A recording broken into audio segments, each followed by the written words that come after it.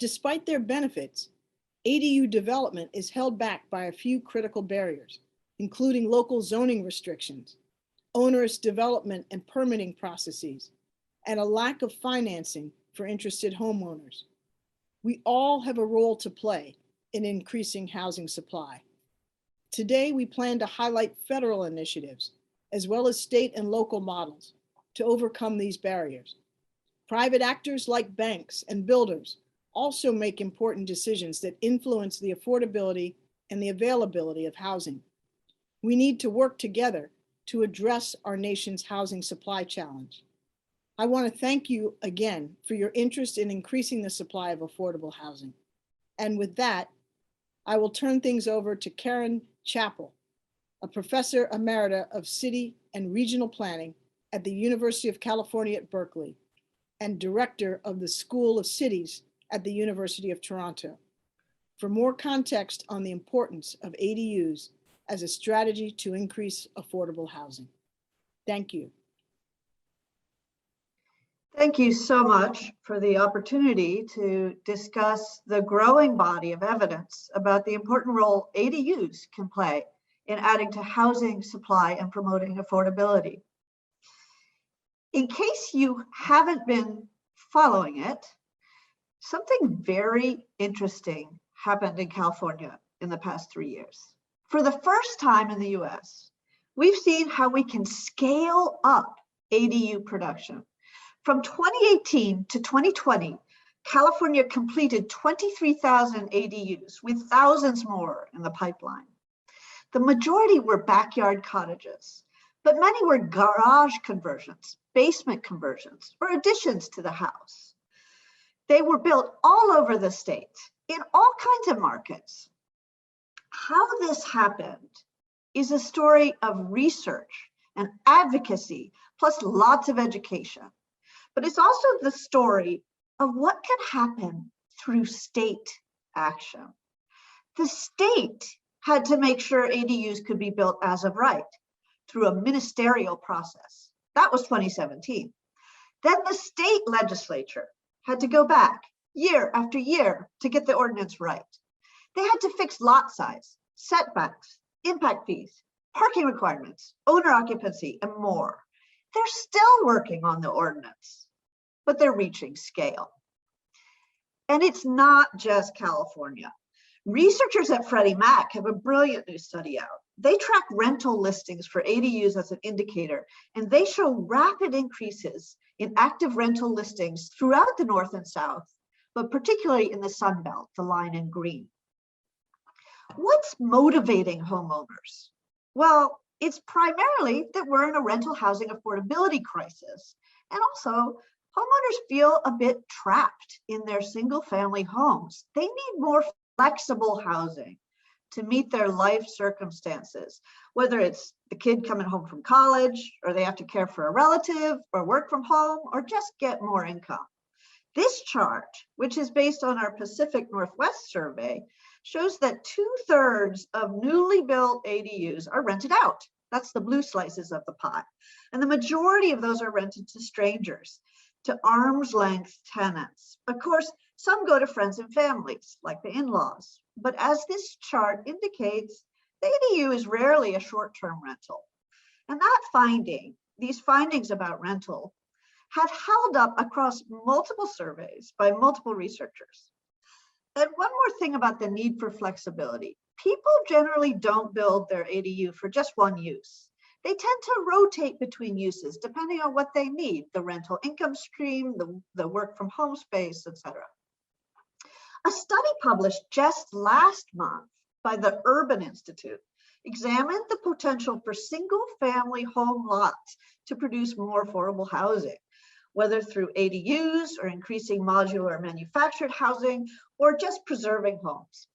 Altogether, they estimate that these housing types could add 4.7 million units over the next 10 years. Note that ADUs account for half of this potential housing supply. That is scale. People always ask if they're affordable.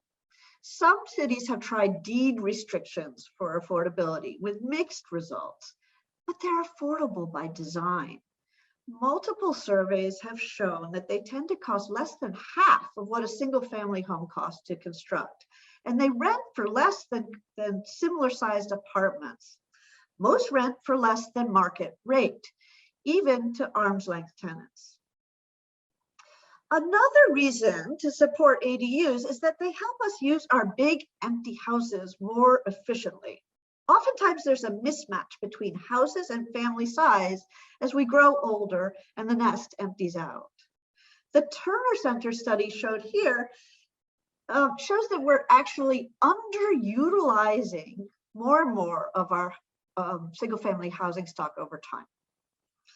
From the Freddie Mac study, again, we see that large parts of the country are building detached ADUs, and those are the ones in blue, many by carving space out of those big old houses. In the Southwest, we're more likely to see the backyard cottages in green. So just to add some more affordability benefits, ADUs can provide an income stream for low income or underwater homeowners at risk of foreclosure.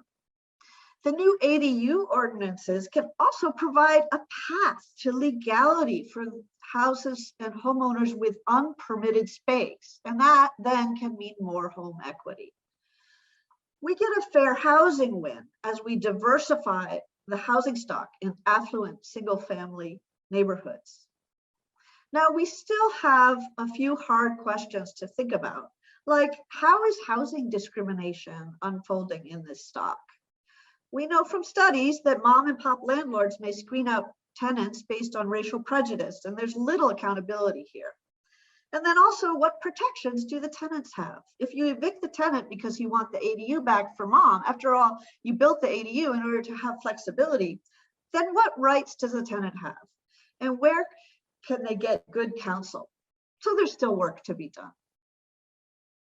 The biggest barrier left to scaling up ADUs is finance.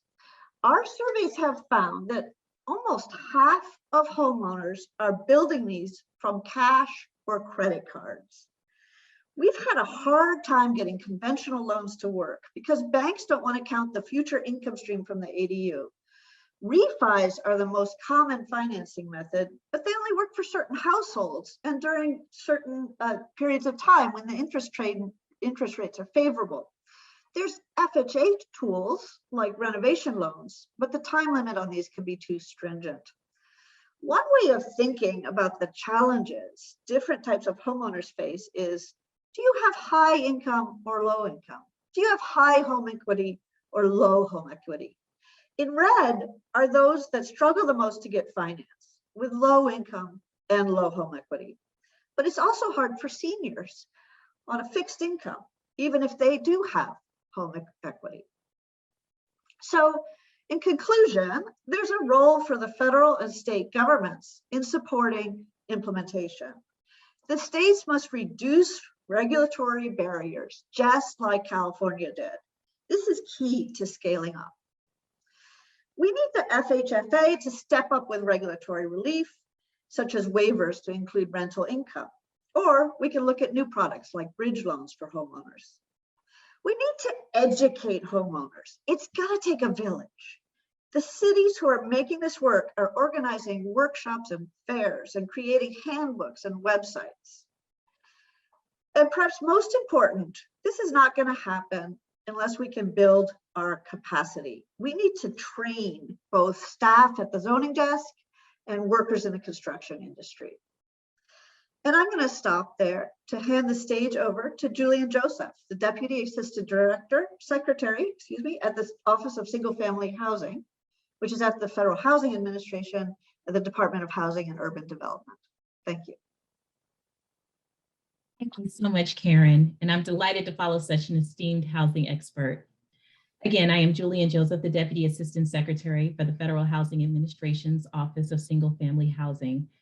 Our unique role and substantive presence in the housing market